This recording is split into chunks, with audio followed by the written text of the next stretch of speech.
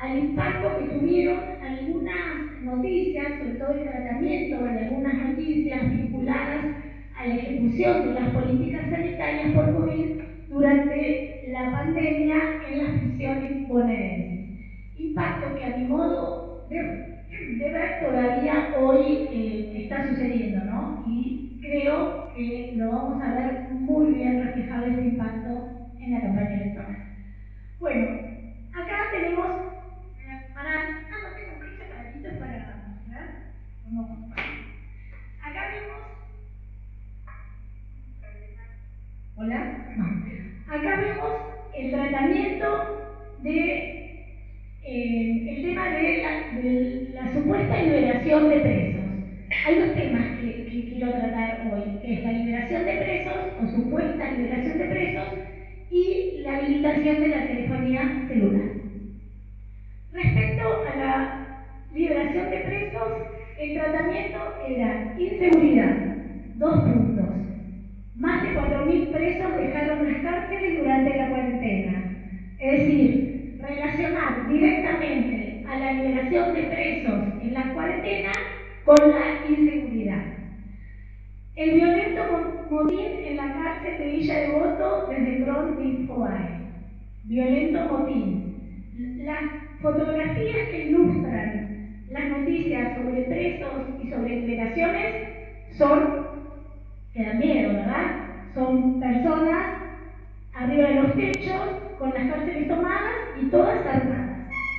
Entonces uno pareciera que esas son las personas que se liberaron y que andan deambulando por las ciudades. Una muerte con un muchacho que fue apuñalado y ese titular de Clarín que dice en 2020 se liberaron 15 presos por día. En la provincia de Buenos Aires un 30% más que en 2019.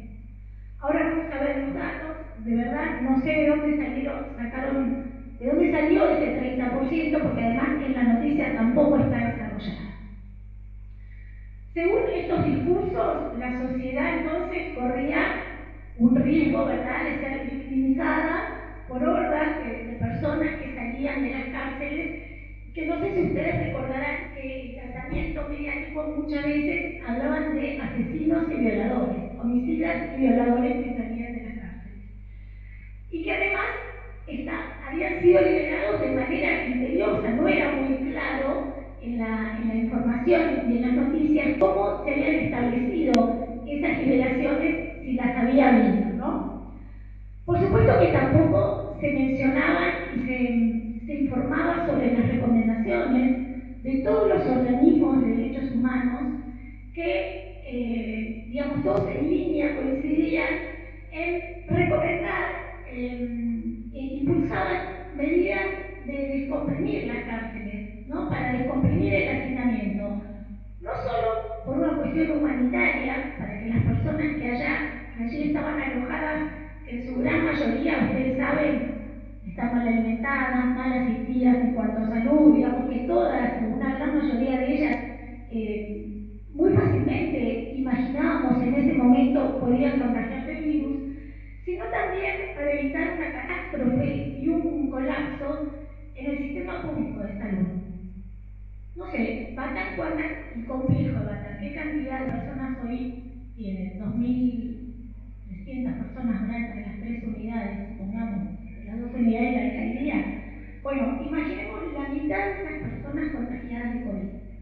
De esa mitad, un alto porcentaje que hubiera requerido internación. ¿Cómo repercutía en el sistema público de Batán? Colapsaba seguramente, ¿no? No sé si había 800 camas para recibir a las personas privadas de la libertad. Y así en toda la provincia. Entonces, para evitar esto, bueno, los organismos de derechos humanos, el comité que yo integro, pero además la Organización Mundial de la Salud, recomendaba impulsar medidas para descomprimir el hacinamiento carcelario. Pero esta discusión que se trataba en los medios no citaba esta información, muy rara vez, no citaba datos de cuántas personas habían sido liberadas, por qué motivos, y cuando se mencionaban, como mencionaban algunos datos ahí en esos títulos, no se aclaraban las fuentes. Nosotros, desde el comité que integro, tratamos de reconstruir información oficial brindada por el Servicio Penitenciario Bonaerense que nos va a permitir reflexionar en torno a estas, entre comillas, verdades instaladas y ofrecer intuiciones, y digo intuiciones porque no es un análisis, no una investigación por ahora, acerca del impacto negativo que esta labor periodística pudo haber tenido en las acciones en favor de la reducción del hacinamiento carcelario. Ahora, bueno, acá tenemos algunos datos sobre los ingresos. Tenemos que en el 2019 ingresaron, o sea, tomamos el 2019 como el año prepandémico, el 2020 como el de la pandemia, que estábamos todos encerrados en casa, y el 2021 con algunas restricciones menos, pero todavía la pandemia seguía, ¿verdad? No se había declarado y ya no había más pandemia. Tenemos ingresos al servicio penitenciario en el 2019, que es la línea turquesa, 19.901 personas. En el 2020, que es la línea violeta, 9.063. Pero acá no tenemos datos, la verdad que no sé por qué, del último trimestre. Que faltan de octubre, noviembre y diciembre. Pero bueno, hubo una reducción de ingresos, lógicamente circulaba menos gente. Tenés acá el teléfono. Circulaba menos gente, por lo tanto hubo menos detenciones. Pero en realidad no hay datos públicos sobre esta jurisdicción, sí la hay en el federal, que esta disminución del ingreso en las unidades penitenciarias colapsó otros centros de detenciones como comisarías. Si bien no tenemos datos públicos de las comisarías de la provincia de Buenos Aires, que es una información muy difícil de conseguir, sí sabemos, porque hacemos inspecciones permanentemente, que estaban colapsadas y no siguen estando las comisarías, ¿verdad? Pero bueno, hubo una reducción, digamos, del ingreso en el 2020, pero como ven, 2021 otra vez fue en aumento en los ingresos en los penales del servicio penitenciario bonaerense. Bueno, y ahora viene lo interesante, los datos sobre los egresos en el 19, 20 y 21. La línea, como les dije, la violeta son los egresos. Acá, en abril, hubo, digamos, un aumento de egresos, egresaron 3.300 personas. En marzo había habido un leve aumento, pero como ustedes ven, en mayo se redujo absolutamente y volvió, digamos, a los valores que había habido en el 2019, incluso por debajo. ¿Me explico? Por debajo. Del 2019. Estamos comparando con el año inmediatamente antes de la pandemia. Y acá tenemos 2019, egresaron de las prisiones 16.137 personas. En el 2020, 17.523. Hubo un 9% más de egresos. Pero el tratamiento mediático de esta información verdaderamente hace suponer que en el 2020 hubo una gran cantidad de ingresos de las cárceles bonaerenses y ligados inmediatamente con la inseguridad.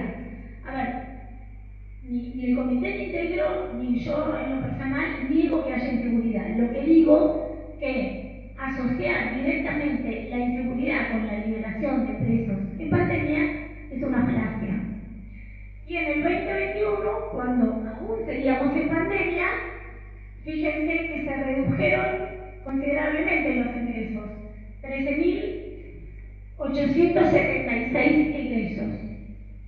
Por lo tanto, bueno, acá con las líneas lo ven perfectamente, que acá ya los egresos tanto en el 2021 como en el 2020 fueron menores que el año prepandémico.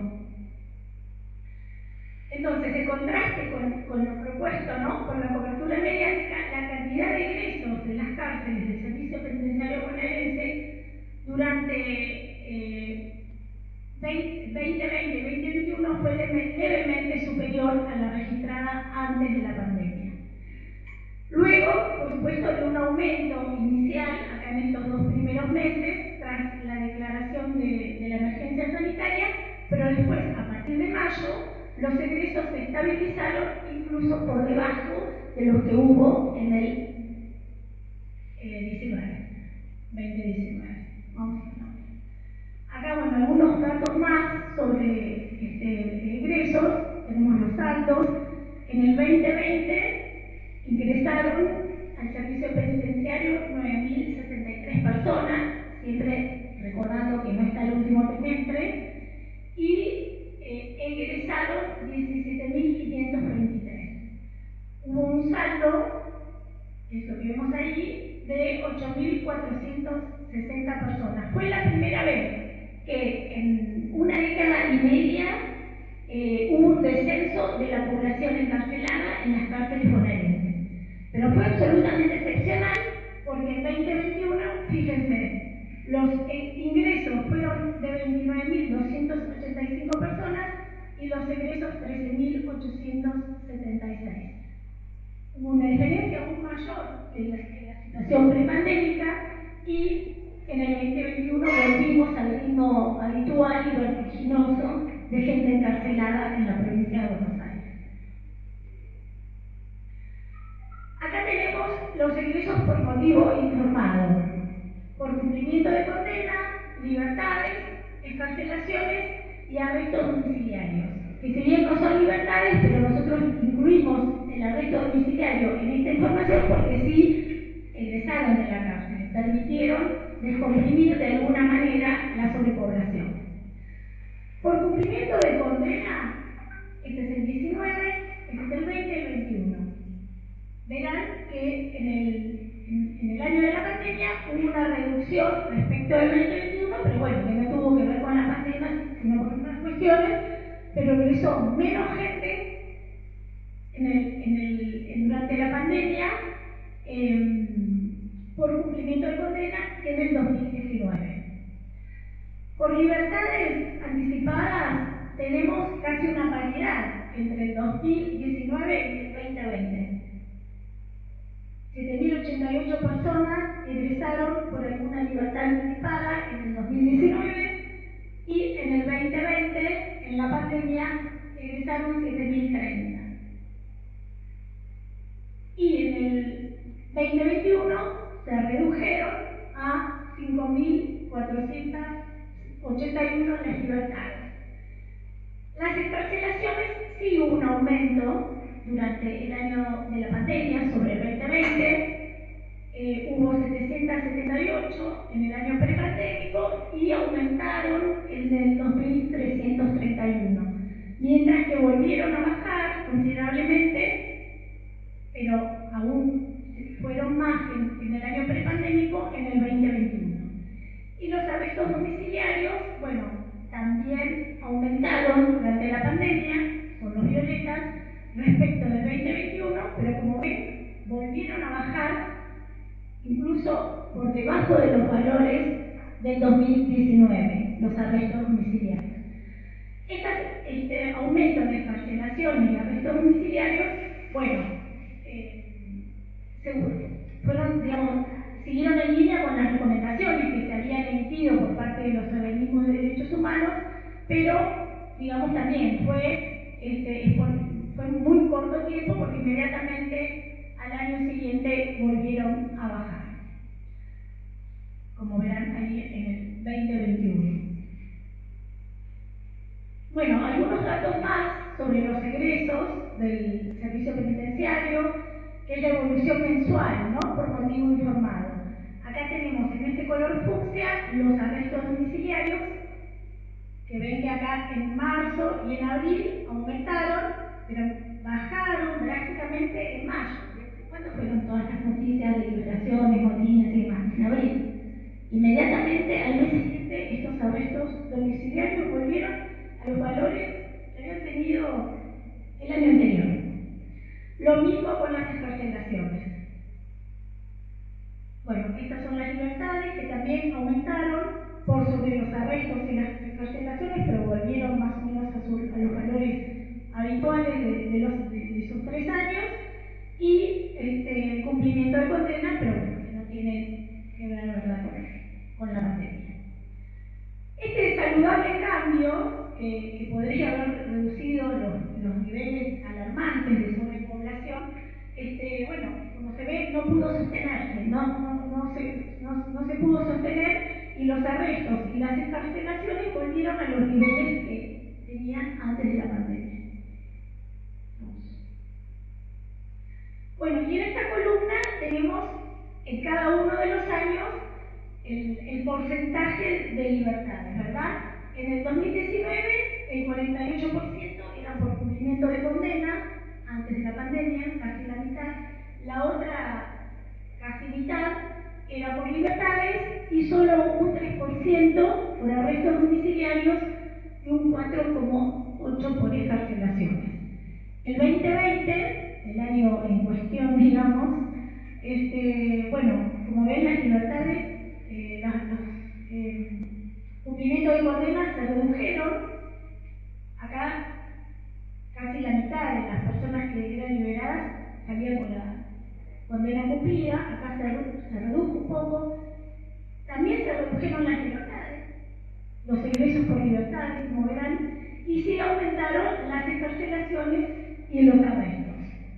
Pero ya en el 2021, que seguíamos con la pandemia, como verán, los arrestos domiciliarios volvieron a los valores del 2021, las excarcelaciones se redujeron un poco, las libertades se redujeron, y sí, acá prácticamente la mitad de los egresos tuvieron que ver con personas que volvían al mundo libre con la condena cumplida. Bueno. Recapitulando, pusieron, bueno, los datos en concreto, a ver, ¿por qué traemos estos datos acá? Porque creemos que son necesarios para poder mantener los argumentos, ¿verdad? Y además porque, como decía Nicolás, el derecho a la información es un derecho humano, y debe informarse con certeza, ¿no? Y con datos para que después el ciudadano o la ciudadana pueda hacer sus propias conclusiones. Pero si no se informan los datos, es muy difícil que esas conclusiones tengan que ver con lo que realmente pasa. Este dato, bueno, nos permite contrastar los discursos pasivos que se instalaron y reforzaron las percepciones subjetivas acerca de la inseguridad durante la pandemia. Pero además, hubo una noticia que yo me la traje y que fue tremenda también, en Infobae creo que salió, el entonces presidente de la Cámara de Diputados de la Nación, Sergio Massa, señalaba que todos aquellos jueces y juezas que habían liberado presos durante la pandemia merecían el juicio político. Por lo tanto, esta información también genera un descrédito a los jueces y juezas, y genera también la posibilidad de decir que fueron unos irresponsables, ¿verdad?, que ponían en peligro la seguridad ciudadana, y también ponían en peligro la vida de los vecinos y vecinas de cada una de las ciudades de la provincia.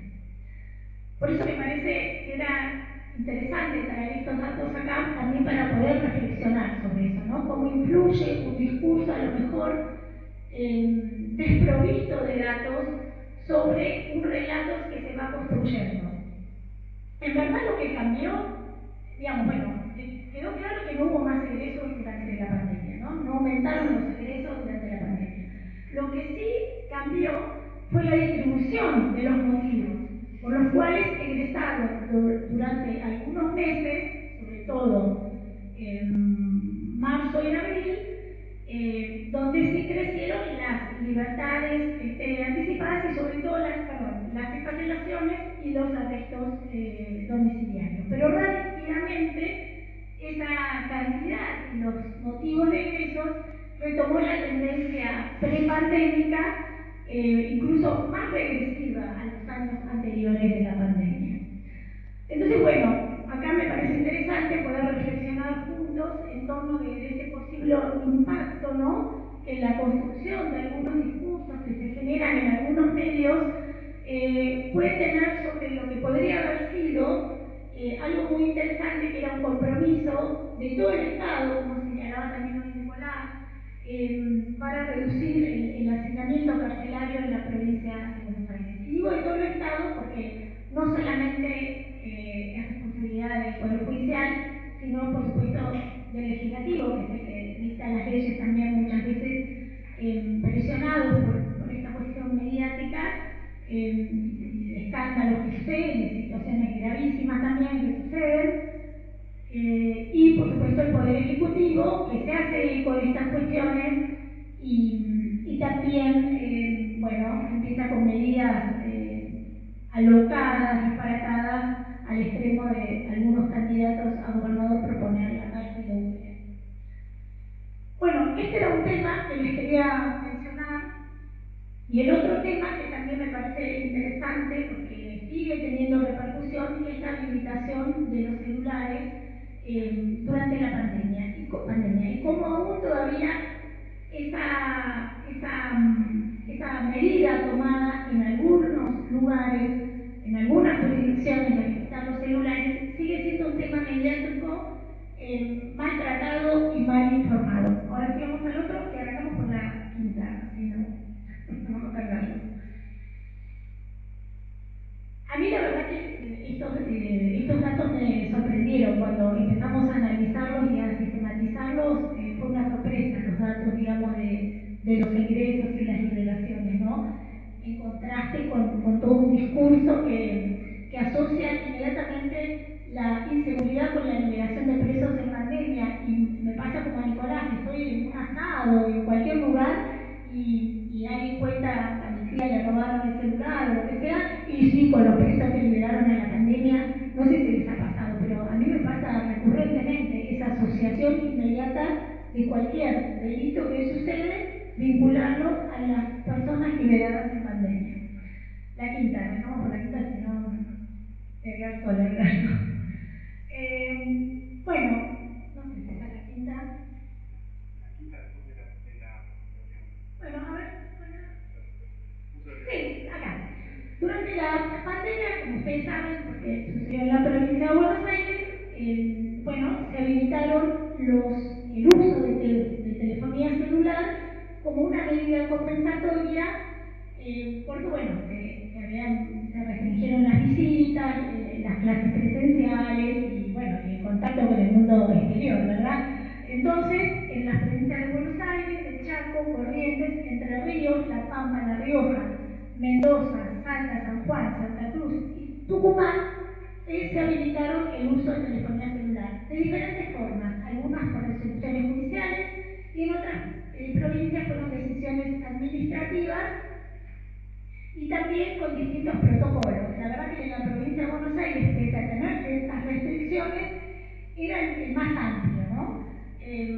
Bueno, ahora Chaco también, pero en otras provincias se restringía más a los lugares, era más restringido el lugar donde se podía usar, el horario, a lo mejor por pabellón había 3 o 4 celulares nada más provistos por el servicio, no eran de cada una de las personas, en fin. Pero la cuestión es que había contacto con el mundo exterior, de esas personas privadas de la libertad, podían hablar con sus familiares, tenían una comunicación bastante, no digo diaria, pero bastante cotidiana también con nosotros, y entiendo que también con la defensa, y bueno, si pudieron seguir estudiando. Seguimos. Bueno, las recomendaciones del comité, por supuesto, iban en este sentido, de lo importante que era además, era un derecho humano, el derecho a la comunicación, el acceso a la tecnología, a la información, en fin. Insistimos también que después de la pandemia se siguiera utilizando el teléfono celular en las prisiones. Pero bueno, después de la pandemia hubo, bueno, como les decía, en Chaco se habilitó el uso de celulares ya no como una medida compensatoria, sino como una herramienta permanente, una resolución del Ministerio de Justicia, y esto les costó horas y horas de tele y de radio, como cuestionando, o por lo menos, bueno, qué está pasando en Chaco, que estamos muy preocupados por los medios de Buenos Aires, que en Chaco los presos tenían celulares. Bueno, en el Servicio Penitenciario Federal, aunque no hay celular, sí hay alguna especie de salas de internet y demás para poder estudiar. Pero en dos provincias, en Santa Cruz y en Neuquén Ciudad, no en Neuquén Interior, en la capital de Neuquén, fueron suspendidos porque, bueno, consideraron los jueces y las juezas que los habían autorizado que ya se había, digamos, salido de la pandemia y las personas privadas de la libertad recibían a sus familiares, entonces no había argumentos para seguir sosteniendo esta medida compensatoria.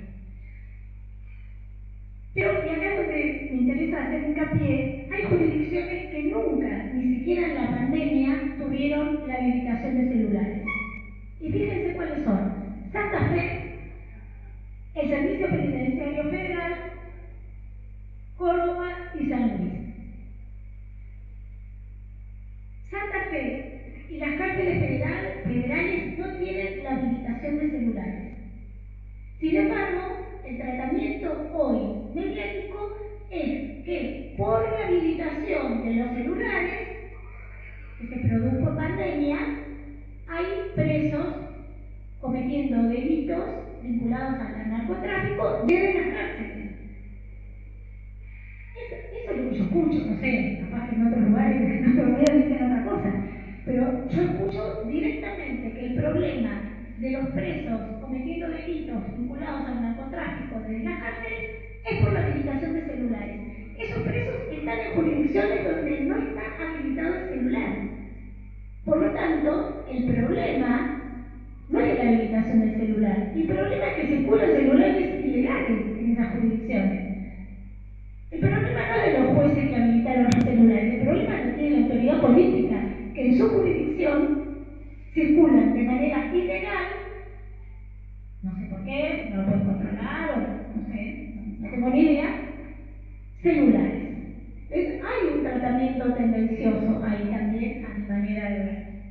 Y confuso es toda una mezcla interesante. El otro día me dio un programa que contaba Juan, de tele a la tarde, me dio un programa que estaba en un bloque el nuevo novio de Juanita Viale y en el otro los presos y los celulares. Era así una mezcolanza. Y hablaban de Rosario, de las cárceles de Rosario provinciales y del Servicio Penitenciario Federal y del uso de celulares, y mostraban el protocolo de la provincia de Buenos Aires. Era una mezcolanza tremenda. Hasta que llamó la persona privada de la libertad, que ya no sé si llamó de verdad o puso una puesta en escena para aclarar que esa habilitación era en la provincia de Buenos Aires, que ellos en el federal no tenían celulares y que el servicio penitenciario de Santa Fe tampoco había habilitado los celulares, que los celulares que circulan ahí, que circulan, nadie niega que no circulen, están de manera ilegal. Entonces, bueno, nosotros como organismo de control, como garantes de los derechos humanos de las personas privadas de la libertad, la verdad que es un momento muy difícil para seguir recomendando y gestionando y sintiendo con las autoridades de estas provincias y estas jurisdicciones que todavía no han habilitado el celular, que así lo hagan, ¿no? Porque hay una presión, entendemos, mediática muy fuerte, que es una barrera muy fuerte para que estas personas que están en esos lugares puedan tener el mismo derecho que tiene una persona alojada en Capatán. Un preso hoy en Rosario está siendo discriminado de alguna manera porque no tiene la posibilidad ni de estudiar ni comunicarse con su familia, y si la tiene un preso de Batán o de Florencio Varela o de cualquier unidad de la provincia de Buenos Aires. Y entonces acá es donde me parece que tenemos que pensar alguna especie de comunicación estratégica, no capaz que peca de ingenuo, pero bueno, hay que pensarlo, no nos podemos quedar de brazos caídos, que permita romper este discurso.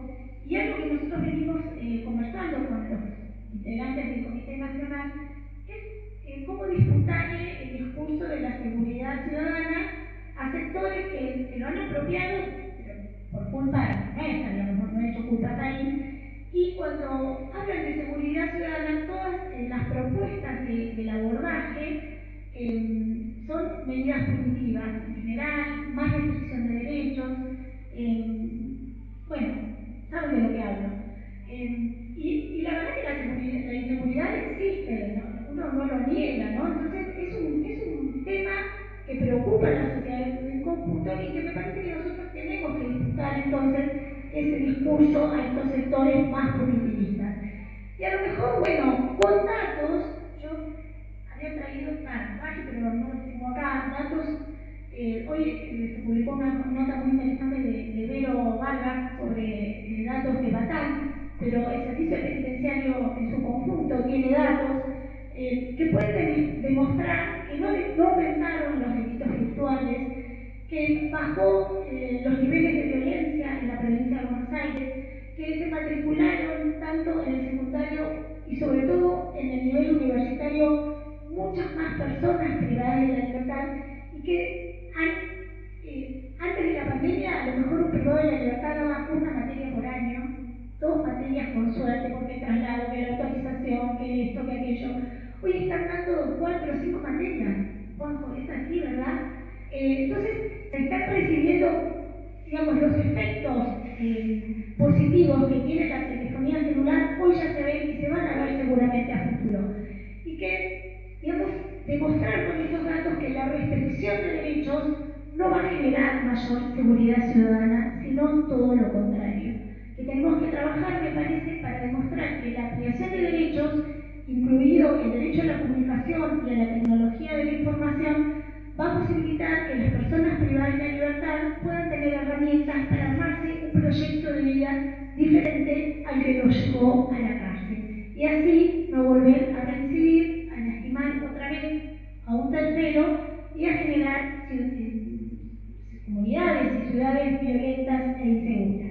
Me parece que es por ahí donde a lo mejor nosotros tenemos que empezar a comunicar y hablar de estas cuestiones, de que el acceso a derechos va a generar sin ninguna duda más seguridad y que la restricción de esos derechos puede ser que repercuta en mayor inseguridad porque las personas inexorablemente en algún momento van a recuperar la libertad y la verdad imaginar hoy una persona que pasa años de su vida sin acceso a internet y sin celular, no sé, 4, 5, 10, 15 años, 20 años, sin esa tecnología a mano, la verdad que no sé cómo podría volver al mundo libre y organizar su vida, verdaderamente sería muy difícil.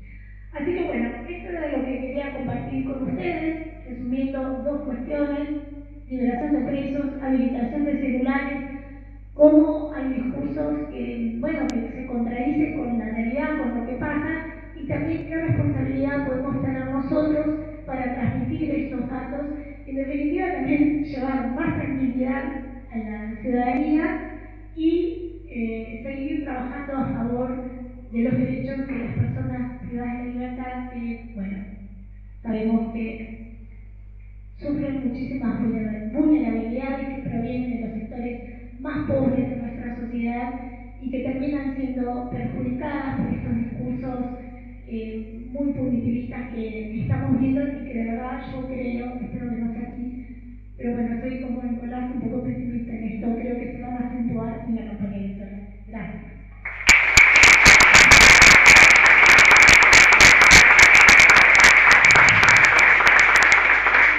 Gracias, Cristina. ¿Hay alguna pregunta para hacerle a alguien que quiera aprovechar esta oportunidad? Sí, doctor.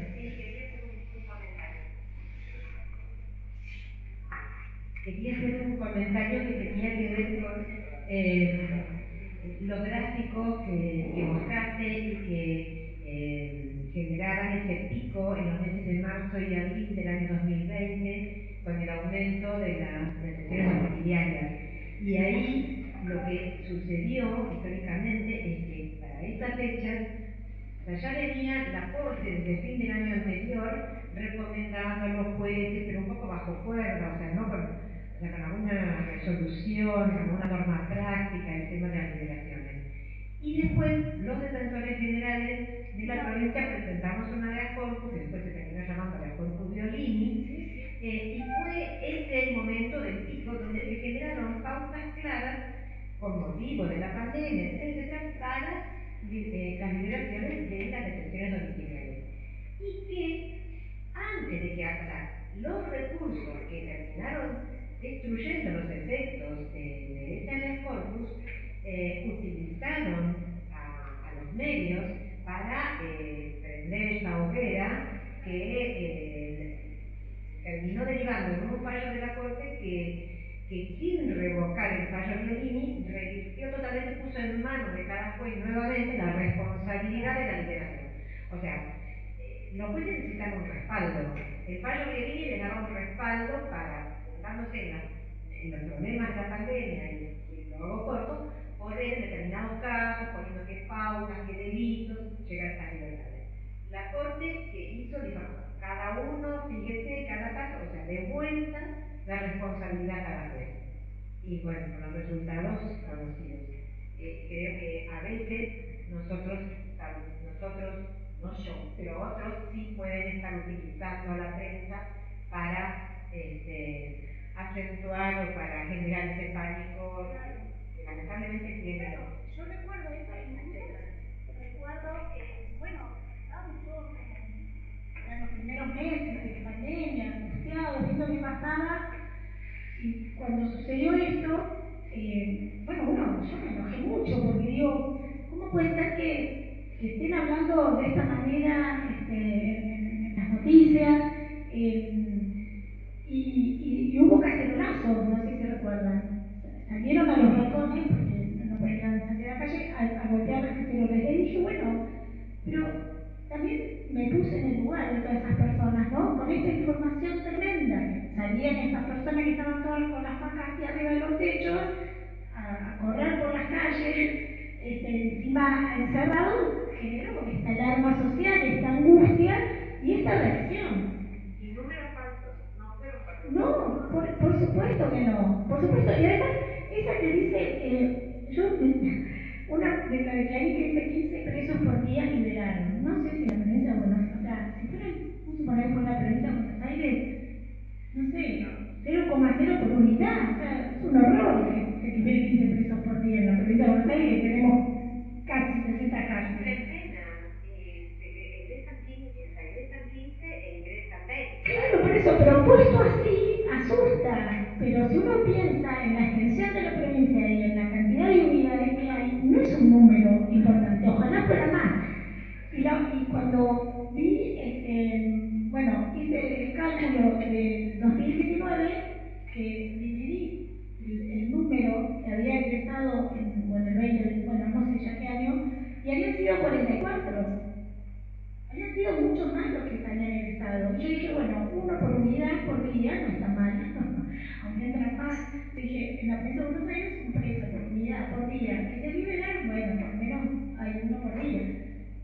Pero de ese número no dijeron nada. Fue esta situación de pandemia que generó esta cuestión que aún sigue. Pero yo hace una semana estuve en una reunión de mujeres que vino una me asustar, que le había tomado el celular, no sé qué, la cartera, y otra dice, sí, bueno, viste, con la liberación de los presos, yo me quería matar, pero todavía estamos con eso, ¿no?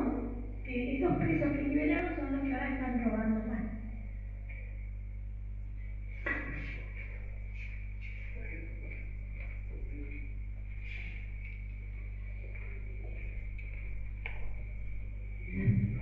Buenas noches para todas y todos. Bueno, la verdad que agradecer que la red venga nuevamente a nuestra casa de la facultad. Tuve un encuentro el año 2019 cuando María Carmen Ortega era todavía decana. Había salido un pedido para que la facultad llegara a la unidad penal 50 de mujeres para garantizar el derecho a la educación superior. Y bueno, me llamaron a mí, que bueno, arranqué hace muchos años en el colegio secundario y después como docente de la cátedra de historia y con colegas como María Piramínica en lo político, empezamos a hacer la experiencia. Bueno, fuimos 2 veces, en marzo del 2019 del 2020, y se vino la pandemia. Entonces, ¿qué hacíamos, no? Y eso nos obligaba a todos a repensar. Nos repensaba a muchos de los que están acá, que tienen tantos años como yo o más, de cómo dábamos nuestras clases, y fue en el único momento de la historia de la educación que hubo 142 sistemas educativos que no tuvieron presencialidad en los primeros 2 meses de la pandemia, ¿no? Lo que a nosotros nos permitió el celular, es decir, y yo daba mi número, es decir, nunca, hasta el día de hoy, esto en reuniones familiares, que bueno, muchos de ustedes que tienen larga trayectoria en el Poder Judicial, lo saben, digamos, no me generaba, nunca recibí algo incorrecto en ese sentido, pero a nosotros nos permitió ir generando en un espacio como el de la Unidad 50, donde la desigualdad de género es verdaderamente tremenda, que uno lo ve.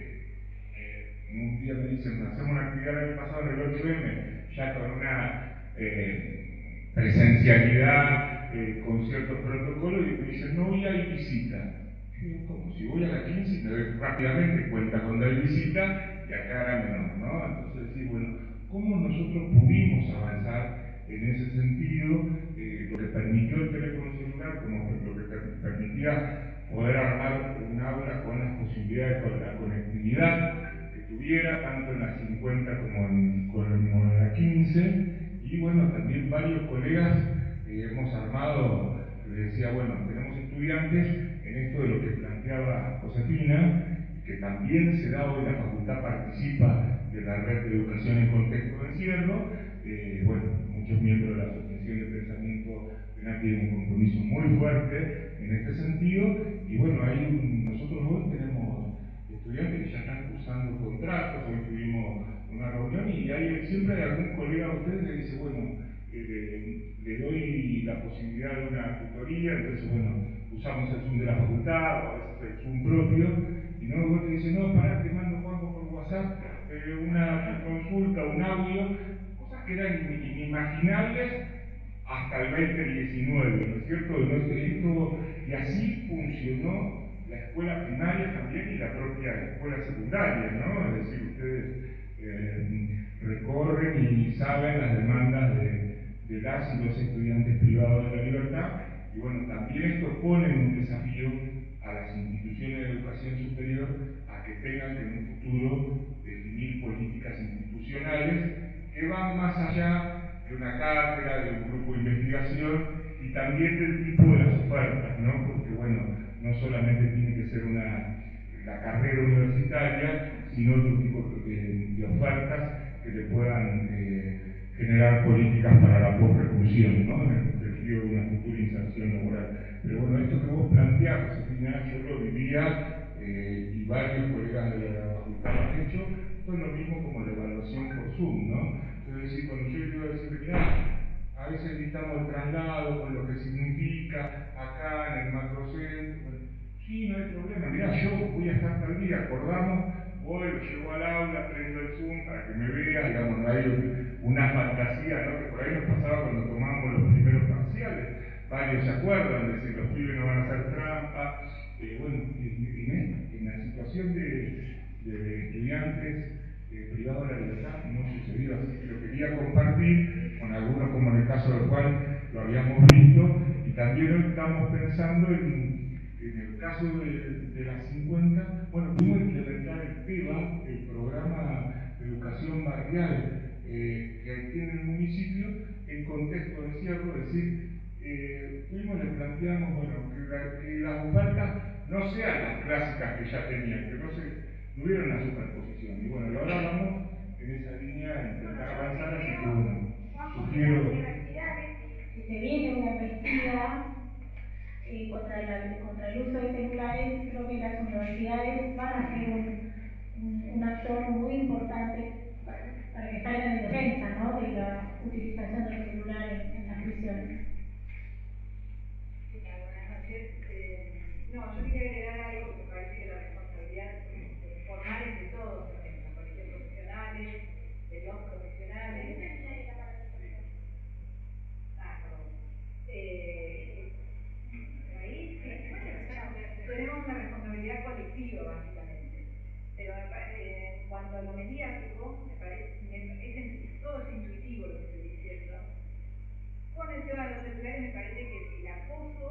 fue menor, que hay una realidad que es innegable. Nosotros venimos de Necochea, nosotros tenemos Patán lo más cerca, 120 kilómetros, Báquer, Cerro Chica. Hay un ahorro de recursos estatal en cuanto a la nafta y el traslado, que en muchas audiencias se suspendían, audiencias de juicio se suspendían, y se llevó adelante, por lo menos en Necochea, en el 2020, una justicia absolutamente normal, en términos de que no se suspendieron juicios. Se hizo hasta un juicio muy famoso, que tenía mucha presión mediática en nuestra ciudad, que Mario lo que hizo sobre el Consejo Deliberante para resguardar el protocolo, pero todo esto se debió al uso de telefonía celular, en donde se puede dar la sentencia. No hay ningún obstáculo ahora que dependa de litros de nafta y gente de traslado. Y me parece que eso vino para quedarse, y me parece que ahí hay una bajada, cuando uno quiere tirar las noticias mediáticamente para abajo, mediáticamente para arriba, se habla un poco menos de los celulares, porque evidentemente la noticia que debe llegar a los medios es: con esto no rompan porque esto da resultados, ¿no? Me imagino gubernamentalmente. El Poder Judicial siguió adelante, creo que ha sido junto con el legislativo, el ejecutivo de los que más se movieron, y se suspendió mucho menos y se ahorró recursos económicos en cuanto a esto que era poco, la nafta, muchísimo. Entonces, me da esa sensación que es la que tenemos que hacer hincapié los que trabajamos en cualquier lugar del derecho.